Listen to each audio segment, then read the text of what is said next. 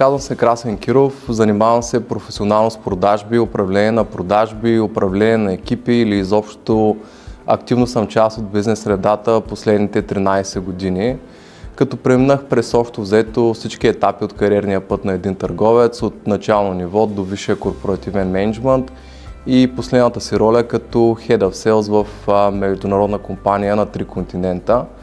А през 2021 направих прехода, излязох от корпоративния свят и се насочих изцяло към консултирането на бизнеси.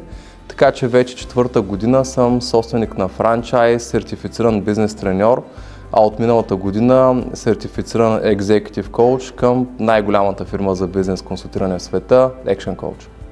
Всъщност, когато вземах ръководен пост, имах удоволствието да работя с бизнес треньор от Action Coach и тогава започнах да съзерцавам възможността аз самия да стана такъв. В същото време, подобно на други предприемачи, се изкушавах от идеята да имам собствен бизнес, да работя за себе си.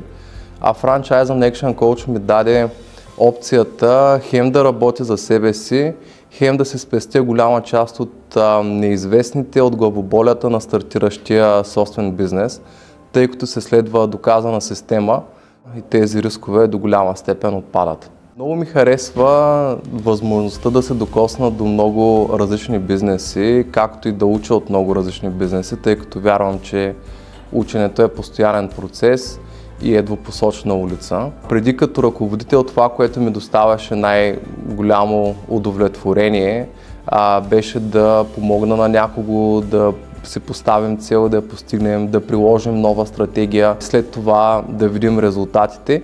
И по същия начин сега с моите клиенти като бизнес треньор това ми носи също удовлетворение. От опита ми до момента мога да кажа, че едно от основните предимства на това да бъдеш франчайз партньор е, че има към кого да се обърнеш, когато се налага. Да, определено в началото много по-често ми се налагаше да търся съдействие и винаги когато е имал нужда съм намирал тази подкрепа. Сега значително по-рядко, но и на този етап, когато ми е необходима някаква допълнителна подкрепа, съвет, имам към кого да се обърна. От последните данни, от които имам, в целия свят сме над 1100 бизнес треньора. Разбира се, не познавам лично всеки един от тях, но имам достъп чрез системата на Action Coach при необходимост да се свържа. И това е едно от най-големите ми преимущества, че зад гърба си имам толкова много опитни треньори и дори да се сблъскам с ситуация или с казус, за които нямам решение, от толкова треньори по целия свят ще има поне един, който да е бил в същата ситуация и да има готово решение на казуса.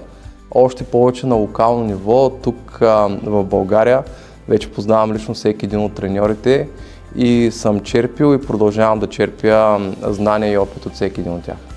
Тъй като превърнах ролята на бизнес треньор в своето основно занимание и се отдадох изцяло на това, успях да напредна сравнително бързо и инвестицията ми в франчайза се оправда някъде около първата година. За хората, които са на кръстопът, ще използвам един цитат. Най-големият риск, който можеш да предприемеш, е да не направиш нищо.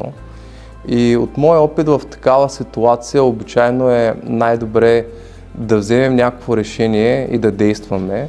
Дори да се окаже, че не е било най-доброто решение, надали е необратимо и обичайно последствията от това да циклим на едно място са много по-негативни от това да вземем решение и да действаме.